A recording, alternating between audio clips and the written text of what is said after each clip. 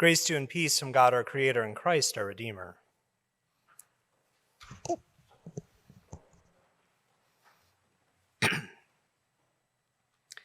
It was almost 10 years ago that I was in a terrible car accident.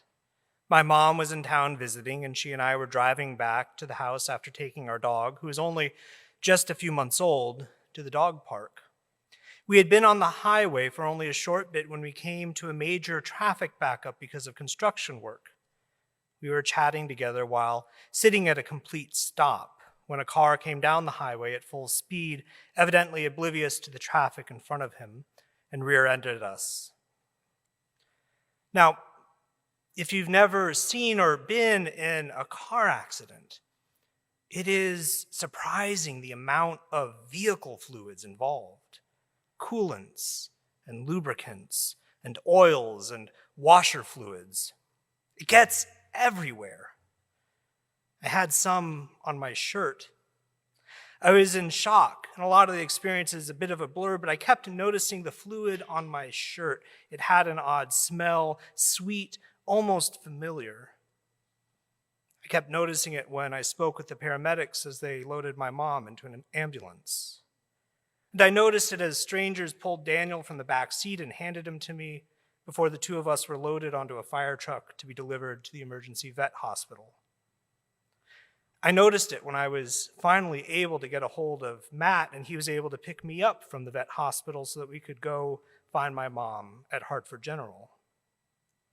I noticed it when I finally climbed into bed that night, changing out of my clothes, an oily stain on the front of my shirt. It was a day or two later when the insurance company called us and told us where the wreckage had been taken so that we could go and remove the license plates and any other personal effects that might be in the vehicle. I was reaching for something in the front seat when I came across the remnants of a shattered glass vial covered in that same oily substance whose smell I kept noticing on my clothes after the accident.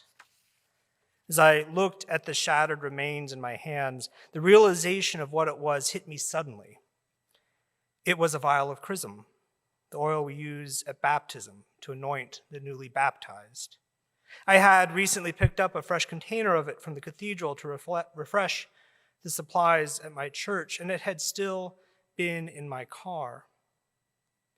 In that moment, picking through what remained of my car, I recognized that God had been with me, that God was with me, even in the midst of the terrible and the terrifying, even if I was oblivious to it in the moment.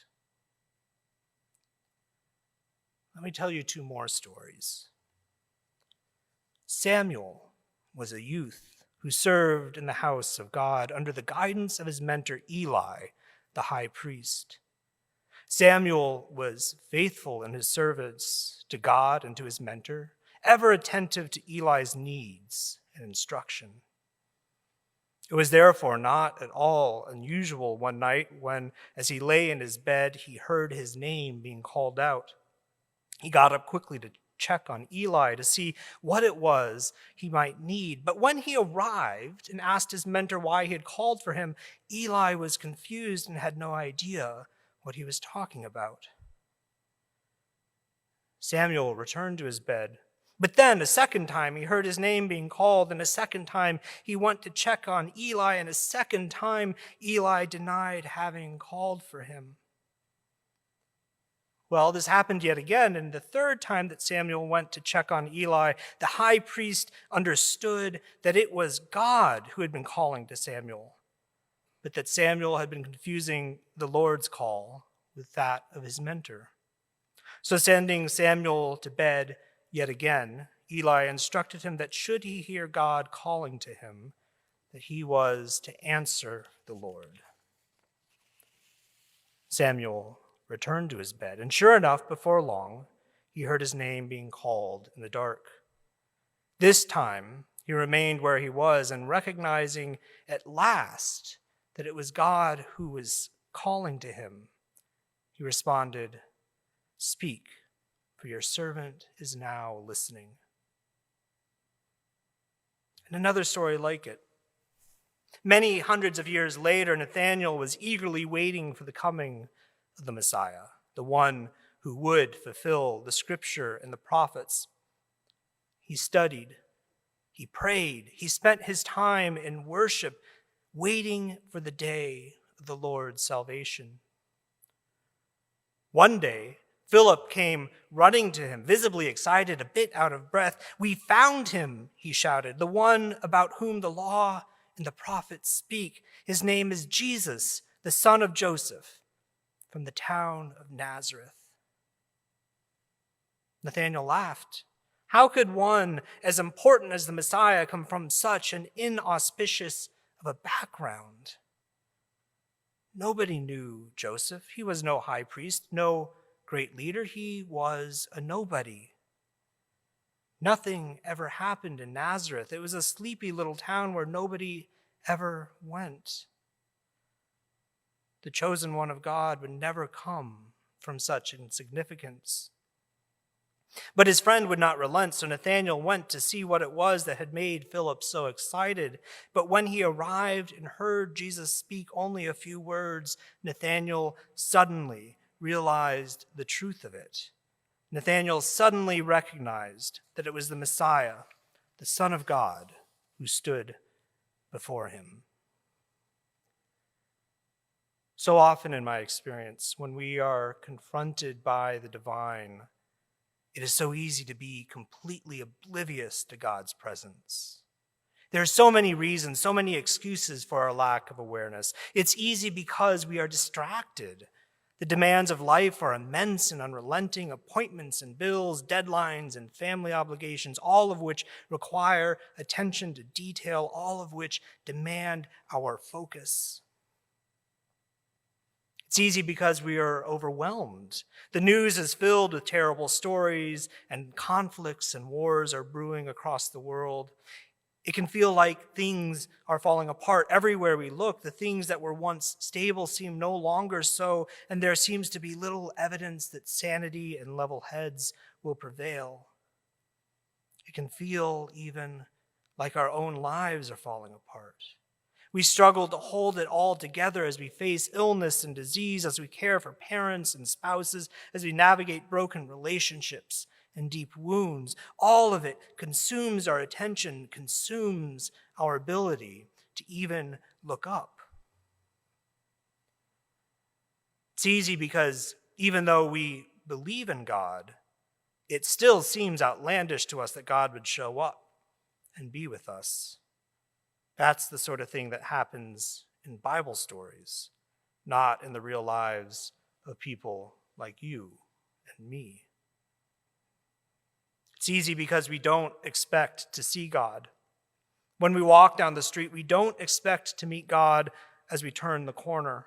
We don't expect to have God come to us from a small town like Nazareth. We don't expect to hear God calling our name in the darkness of the night, and we don't expect to see God in the midst of wreckage and sirens of a car accident. And not expecting to encounter God, our eyes do not see, and we are oblivious to the divine standing before us. But God is with us, whether we see it or not. And God is persistent, even in the face of our stubbornness. There are times, electric moments, when the divine pierces through the veil of obliviousness draped over us, and we perceive. At last, we perceive God's presence and notice God's movement and understand God's work within and without. The question is, once we see it, how will we respond? Nathanael, upon seeing and speaking to Jesus, immediately recognizes God's presence. Proclaiming that Jesus is indeed the Son of God, Nathanael immediately becomes his disciple and takes his place following him. How do we, who have seen God at last, confess this same truth and reorient our lives? How do we as a church that recognizes Jesus and proclaims him as God live out this confession? What is it that we say about Jesus in our worship and in our hymns each Sunday? What do we say about Jesus in the way that we use and keep this building and grounds? What do we say about Jesus in the way that we conduct our meetings and make our decisions together? What do we say about Jesus in our ministry and our work in the world around us? Do our actions reflect the words we proclaim? Does the way that we live and orient and conduct our lives, both communally and individually, speak to our obliviousness to the divine around us, or does it speak to our recognition of God's presence before us? Because when we do at last look up and see God with us, it does change us.